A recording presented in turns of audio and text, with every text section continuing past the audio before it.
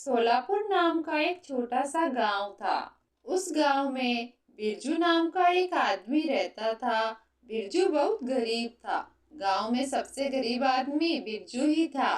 वह एक छोटे से घर में अपनी पत्नी और माँ के साथ रहता था। बिरजू के पास उसके पूर्वजों की जमीन का एक छोटा सा टुकड़ा था, जिस पर वो खेती बाड़ी करता था। जितनी फसल होती थी उससे उनका साल भी नहीं निकलता था। फिर भी बिरजू खेत में खूब मेहनत करता और अपने परिवार का पालन पोषण करता था। इस साल बारिश अच्छी होने की वजह से बिरजू के खेत में फसल लहरा रही थी। फसल लगभग तैयार हो चुकी थी, काटने का समय भी आ गया।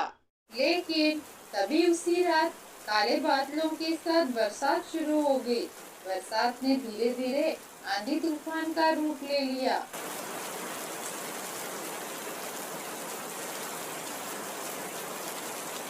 हे भगवान, ये क्या हो गया। इतनी तेज बरसात से तो सारी फसल बर्बाद हो जाएगी। अब हम क्या करेंगे। बेटा, इस बरसात ने तो तुम्हारी सारी मेहनत खराब कर दी, लेकिन तुम चिंता मत करो, सब ठीक हो जाएगा।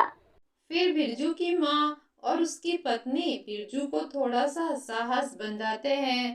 पूरी रात भर बरसात तेजी से बरस रही थी। अगली सुबह के साथ बरसात भी रुक गई। सारे गांव वालों के साथ साथ बिरजू की फसल भी पूरी तरह से बर्बाद हो चुकी थी। अब बिरजू बहुत चिंता में था। माँ, अब घर कैसे चलेगा। खेती पर ही तो हमारा जीवन निर्भर था। अब तो वह भी नहीं है। बेटा, अब क्या सोचा है तुमने? अब क्या करोगे आगे? माँ, मैं सोच रहा हूँ क्यों न साहूकार के पास काम कर लूँ। जो पैसे मिलेंगे उससे घर का खर्चा तो निकल ही जाएगा। ठीक है बेटा, पर ध्यान से, वह साहूकार बहुत ही लालची है। अगले ही दिन बिरजू साहूकार के पास काम मांगने जाता है। मालिक, आप तो जानते हैं मेरी हालत। भारी बरसात से पूरा खेत तहस नहस हो गया। खाने को दाना तक नहीं है घर में। मुझे अपने पास काम पर रख लीजिए। साहूकार मन ही मन में सोचता है, इसे काम पर रख लेता हूँ। ये मेहनती भी बहुत है। कम पैसों में ज्यादा काम करवाऊंगा इससे। ठीक है, तुम मेरे खेतों में काम कर सकते हो। महीने के 2,000 रुपए मिलेंगे। बिरजू जानता था कि बाकी मजदूरों को महीने के 3,000 रुपए मिलते हैं, पर बिरजू के पास साहूकार की बात मानने के अलावा कोई दूसरा रास्ता भी नहीं था। बिरजू साहूकार के खेत में काम करने लग जाता है। वो पूरी मेहनत और ईमानदारी के साथ साहूकार के खेत में काम करता है। कुछ दिन ऐसे ही बीत गए। एक सुबह जब वह साहूकार के खेत में काम कर रहा था, तभी उसे जमीन से खुदाई करते समय एक मटका मिला। शाम को बिरजू मटका लेकर घर आ गया और अपनी पत्नी से बोला, ये मटका मुझे खेत में मिला। आज से हम इस मटके का ठंडा पानी पिएंगे। लो, इसे रख दो पानी से भरकर। कुछ समय बाद जब वह मटके को देखती है तो वो हैरान हो जाती है, क्योंकि मटका तो दूध से भरा हुआ था। तब वह बिरजू और अपनी सास को बुलाती है। आवाज सुनकर दोनों उसके पास जाते हैं। ये देखिए, मटका तो दूध से भरा हुआ है। ये कैसे हुआ? इसमें तो पानी भरा था तुमने। बेटा, ये जादुई मटका है। इसमें पानी दूध में बदल जाता है। क्यों ना अब तुम दूध का व्यवसाय शुरू कर दो, इससे तुम्हें अच्छे पैसे मिलेंगे। अगले ही दिन से बिरजू गांव में जगह जगह दूध का ठेला लगाने लगा। बिरजू को दूध बेचता देख सभी गांव वाले हैरान हुए। बिरजू का काम अच्छा चलने लगा। उसके ठेले के पास काफी ग्राहकों की भीड़ रहने लगी। जब यह बात साहूकार को पता चली तो वो हैरान हो गया। अरे, इस बिरजू के पास ना तो गाय है और ना ही भैंस बकरी। फिर ये इतना सारा दूध कहाँ से लाता है।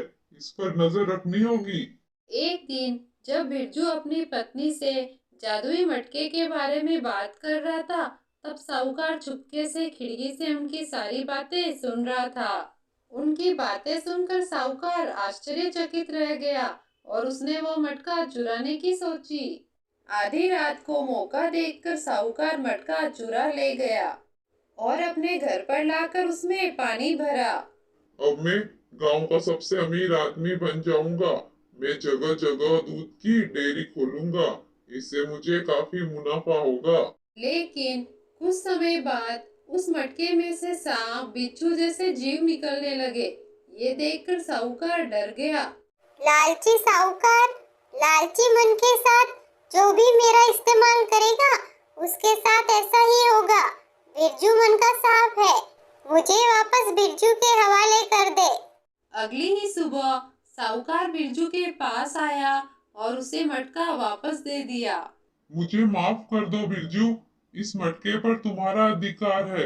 मैं लालच में अंधा हो गया था, जो इसे मैं तुम्हारे घर से चुरा ले गया। अब बिरजू और उसके परिवार के दिन मजे से कटने लगे। बिरजू दूध बेचता और अपने परिवार का पालन पोषण करता। एक बहुत छोटा सा और बहुत ही खूबसूरत सा गांव था।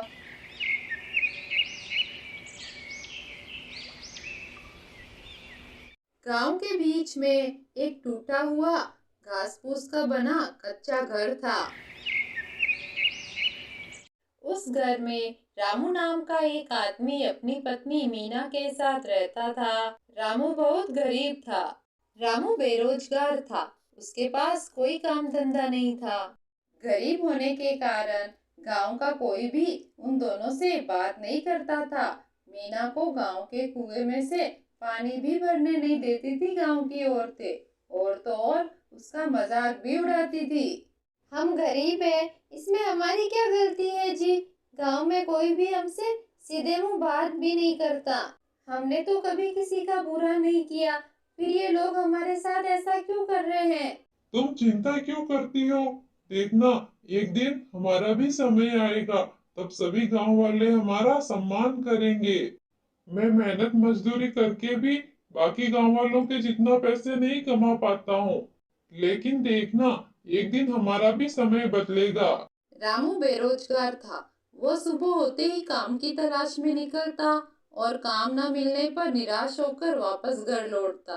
उनका गुजारा मुश्किल से हो पाता था। कभी कभी तो उन्हें भूखा ही सोना पड़ता था। ऐसे ही दिन गुजरते जा रहे थे। एक दिन रामू मन ही मन में सोचता है, बरसात का मौसम शुरू होने वाला है। अगर अभी काम नहीं मिला तो हमारा क्या होगा? यही सोचता हुआ वो काम की तलाश में बाहर चला जाता है। लेकिन दिन भर घूमने के बाद भी रामू को कोई काम नहीं मिलता। वह बहुत दुखी होता है और निराश होकर घर आकर बैठ जाता है। तभी जोर जोर से बरसात शुरू हो जाती है। रामू और उसकी पत्नी अपने घर की टूटी फूटी छत के नीचे बैठे थे। छत से पानी टपक रहा था।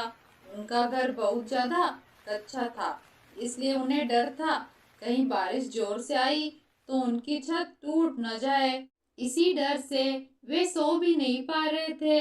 वह दोनों मन ही मन बरसात के रुकने की भगवान से प्रार्थना कर रहे थे, लेकिन बरसात तो रुकने का नाम ही नहीं ले रही थी, बल्कि जोर से होने लगी।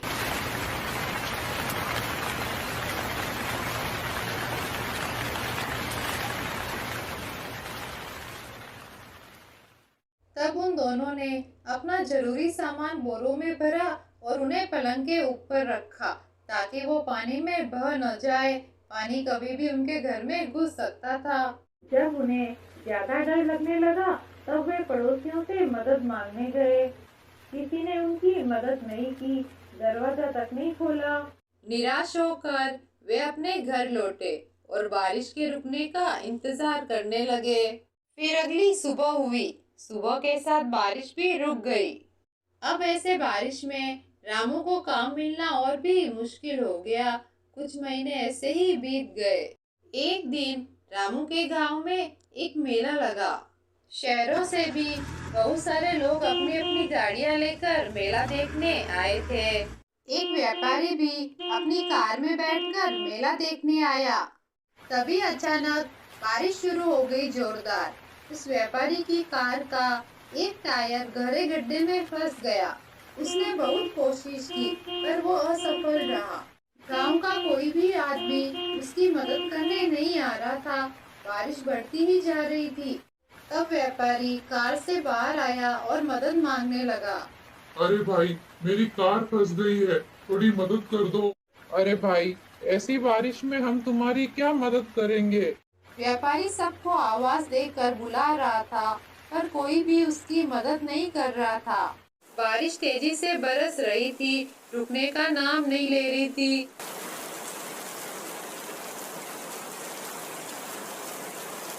तभी रामू सभी जगह से काम मांग कर निराश होकर घर लौट रहा था। बारिश तेजी से हो रही थी। तेज बारिश के कारण रामू दौड़ता हुआ घर की तरफ जा रहा था। तभी उसे एक कार दिखाई देती है जो कीचड़ में फंसी हुई थी। तब रामू कार के मालिक के पास आया। फिर रामू कीचड़ में से कार निकालने में व्यापारी की मदद करता है। वो कार को पीछे से धक्का देता है। साहब, कार के टायर कीचड़ में अंदर तक फंस गया है। मैं कीचड़ को हटाकर कार का टायर निकालने की कोशिश करता हूँ। फिर काफी मशक्कत के बाद कार का टायर कीचड़ में से निकल जाता है। अब बारिश भी रुक चुकी थी। उस कार में से वो व्यापारी बाहर निकला और रामू के पास जाकर बोला, क्या नाम है तुम्हारा? मैं कब से ही बारिश में लोगों को मदद करने के लिए बुला रहा था, पर कोई भी मेरी मदद नहीं कर रहा था। साहब, मेरा नाम रामू है। मैं इसी गांव में रहता हूँ। रामू, तुम क्या काम करते हो? साहब, मैं बेरोजगार हूँ, काम की तलाश कर रहा हूँ। क्या तुम शहर में मेरे साथ काम करोगे? रहने के लिए घर और अच्छे पैसे मिलेंगे।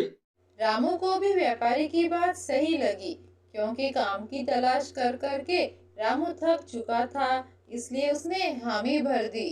ठीक है, तुम अपना सारा सामान बांध कर तैयार रहना, मैं तुम्हें कल लेने आऊंगा।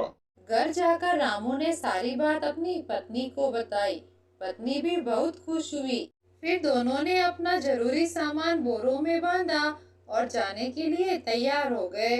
अगले दिन व्यापारी कार लेकर आया और रामू के घर के सामने गाड़ी रोकी। यह देखकर गांव के सभी लोग हैरान हो गए। फिर रामू और उसकी पत्नी को गाड़ी में बिठाकर व्यापारी उन्हें शहर अपने साथ ले गया। और कुछ समय बाद वे तीनों शहर में पहुंच गए। व्यापारी ने रामू और उसकी पत्नी को रहने के लिए एक घर दिया। उनका घर बहुत सुंदर था। अब रामू शहर में व्यापारी के साथ अच्छे से काम करने लगा। व्यापारी भी रामू के काम से बहुत खुश था। गांव में जो लोग रामू से बात तक नहीं करते थे, वे अब उससे मिलने के लिए और उसका घर देखने के लिए शहर तक आने लगे। रामू ने अपनी ईमानदारी और मेहनत से सब कुछ हासिल कर लिया। एक रामगढ़ नाम का बहुत ही सुंदर सा गांव हुआ करता था।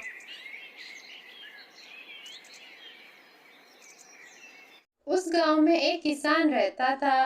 वह किसान बहुत ही मेहनती था। उसके पास जमीन का एक छोटा सा टुकड़ा था जिस पर वो खेती बाड़ी का काम किया करता था। उस किसान के दो बेटे थे। वह बहुत ही आलसी और निकम्मे थे। वो अपने पिता को कामकाज में हाथ बटाने के बजाय आलस किया करते थे और पूरे दिन गांव में इधर उधर फिरते रहते थे। किसान को अपने बेटों की बहुत फिक्र थी। वो सोचता था कि मेरे मरने के बाद इनका क्या होगा? ये अपना पेट कैसे भरेंगे? अपने परिवार को कैसे संभाल पाएंगे? एक दिन किसान की हालत बहुत ही गंभीर थी। कहने का मतलब किसान मरने की हालत में था। तभी किसान ने अपने दोनों बेटों को बुलाकर उनसे कहा, हमारे खेत में एक खजाना गड़ा हुआ है, लेकिन वो किस जगह है उसकी जानकारी मुझे भी नहीं है, लेकिन खोदने के बाद तुम्हें वो खजाना मिल जाएगा। खजाने की बात सुनकर दोनों बेटे बहुत खुश हुए। बेटों को खजाने की बात बताकर किसान भगवान को प्यारा हो गया। खजाने की बात सुनकर दोनों बेटों के मन में लालच आ गया और वे दोनों फावड़ा लेकर खेत की तरफ चल दिए और खेत में पहुंचकर खेत को खोदने लगे। सुबह से शाम तक उन्होंने पूरा खेत खोद दिया। पूरा खेत खोदने के बाद भी जब उन्हें खजाना नहीं मिला तो वे निराश हो गए। खेत को खोदने के बाद वह घर जाकर बैठ गए और अपने पिता को कोसने लगे। इसी तरह कुछ महीने बीत गए।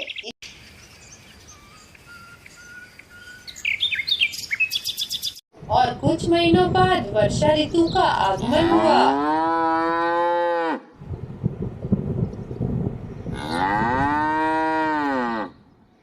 अब किसान के बेटों के पास पेट भरने के लिए सिर्फ एक ही जरिया था, वो थी खेती। तभी उन्होंने निश्चय किया कि वह भी खेती करेंगे और अपने परिवार का पालन पोषण करेंगे।